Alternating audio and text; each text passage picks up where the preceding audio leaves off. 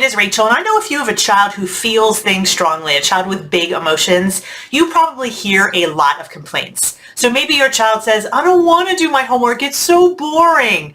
Or your child might say, why does everyone else get to stay up and I have to go to bed? I want to be able to stay up too. And usually when we hear these complaints or demands, we respond in pretty similar ways. You may say something like, well, if you had started your homework instead of complaining for this long, you'd be done by now. Or we say to our kids, your bedtime is your bedtime and I'm not going to change it, so you may as well stop complaining.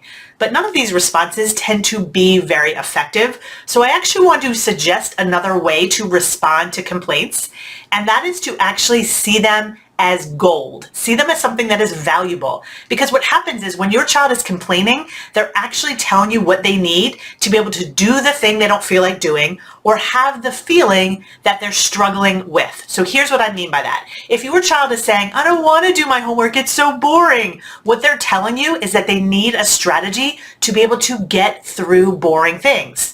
Or if your child is telling you, I want to be able to stay up as late as everybody else because everyone else is out there doing things, what they're telling you is they don't know how to deal with that feeling that comes when they're lying in bed and they know that other people are doing things. It's an uncomfortable feeling and they don't know what to do with it.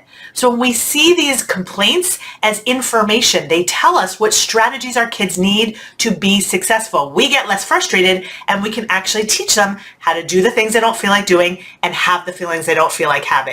Now, I can tell you, you can actually proactively pull this information out of them by doing what I call yuck dumps. So you can say to your child, what are the top 3 things you hate about school? Have them complain to you because, again, this is going to lead to what do they need in order to do the things that they don't like. Or you could even do what I call a sibling yuck dump, where you say to your child outside of the earshot of their sibling, you say, what's been making it hard to be your sibling right now? So what's been hard for you lately? When they complain to you about their sibling, they're telling you what they need in order to get through situations that they have been struggling with. So we actually want to welcome in complaints instead of avoiding them so much.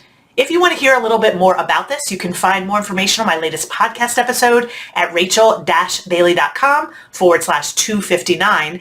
And if you want help actually teaching them to do the boring things or handle those uncomfortable feelings, that is exactly what I teach inside of my membership, Raising Resilience. You can find more information about that on my website at rachel-bailey.com/RR. Thanks for listening. Take care. I'll see you soon.